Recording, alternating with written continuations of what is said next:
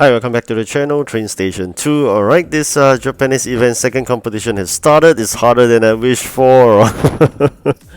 But what makes me happy is that I managed to claim another legendary train. Alright, although it's a duplicate, but I'm really happy we managed to get it from a 2-star container. Alright, now let's enter into the gameplay. Alright, this starting of the second competition isn't that smooth. I'm almost at the end of the ranking chart. Then you ask me why Patrick, why, why I thought we started late. We should be on top of the ranks.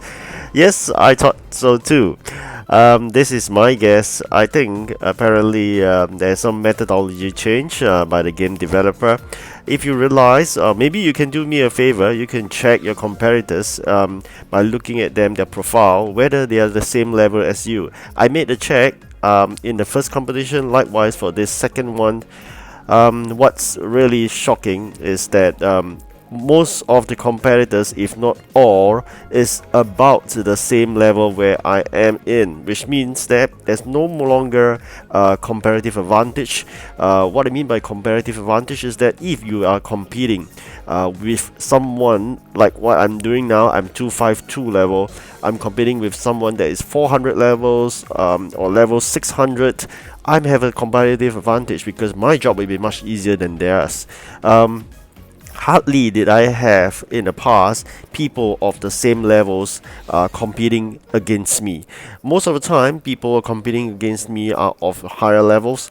If not, then they are still somewhat equal, but very rare, very few of them. Most of the time are much higher. If some even at the 700, I've seen other than that is 500 plus.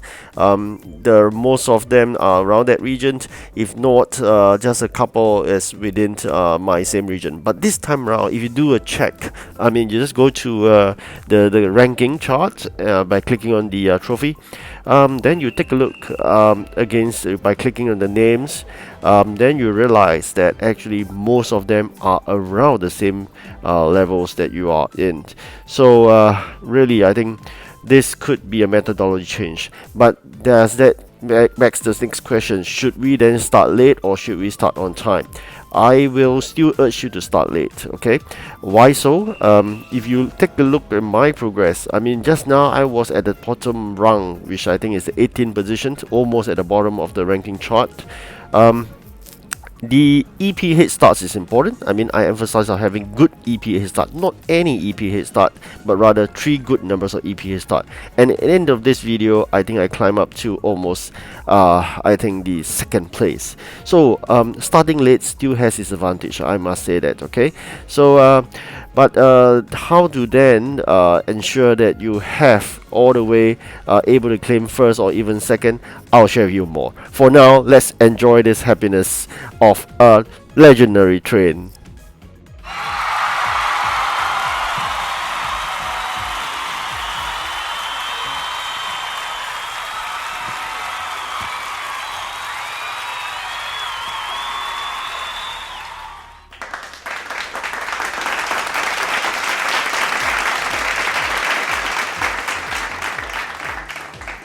Alright, although it's a duplicate, as we already have a higher capacity, and actually it's a 3 of a kind, 3 of that's Southern Pacific.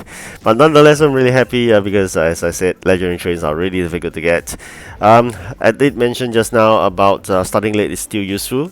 You can see that now I'm back to 7th place instead of 18th place. 2 more people haven't come on board, so this really it's a bit different, I must say. Never had I started competition whereby people all has very good EP head start. So that is a bit shocking to me. I mean, most of the time, when I start a competition, there isn't many people in it. Okay, that's the first thing that I noticed difference. Second, when I first start the competition, EP head start is always relatively poor.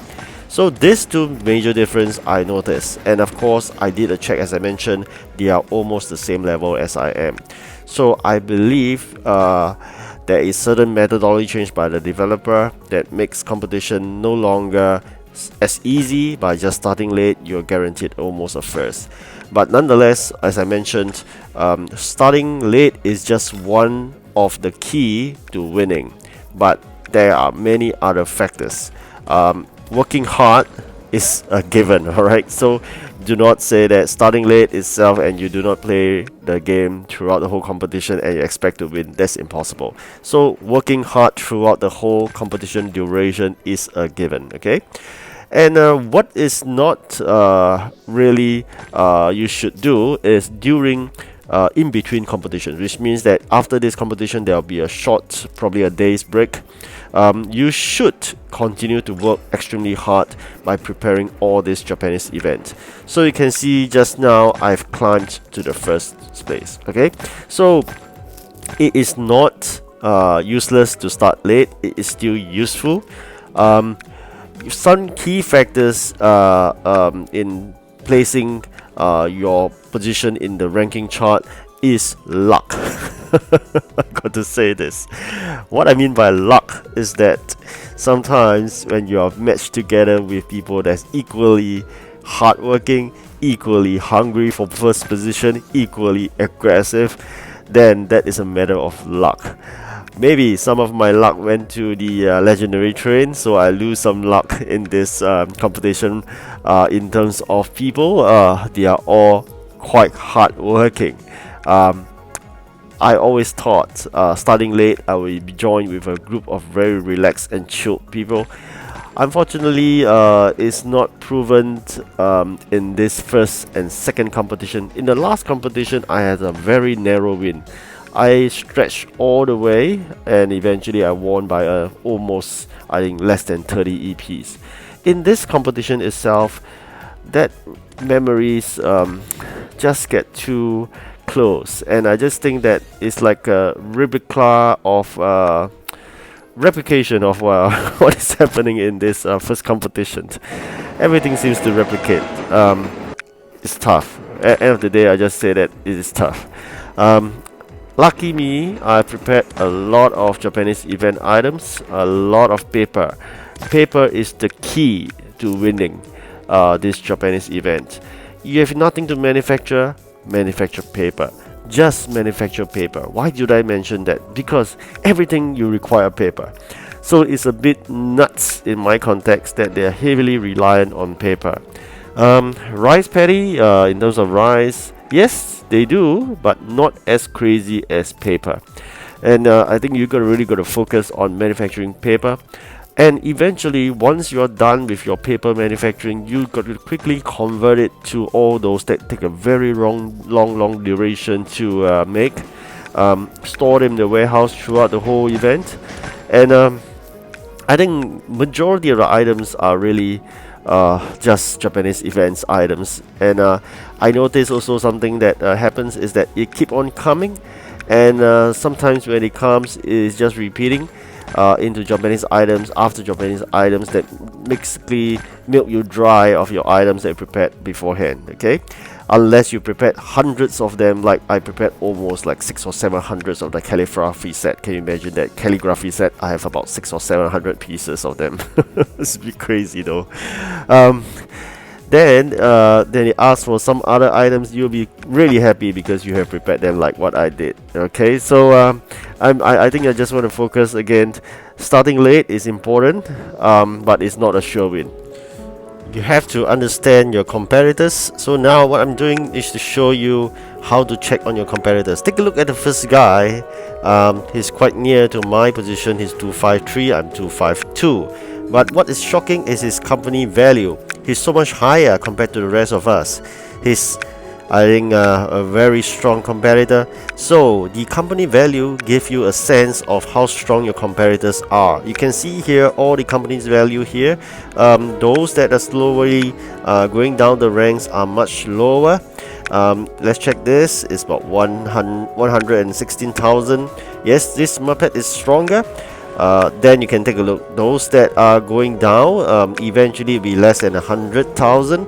So we can see here 112, 137, 115.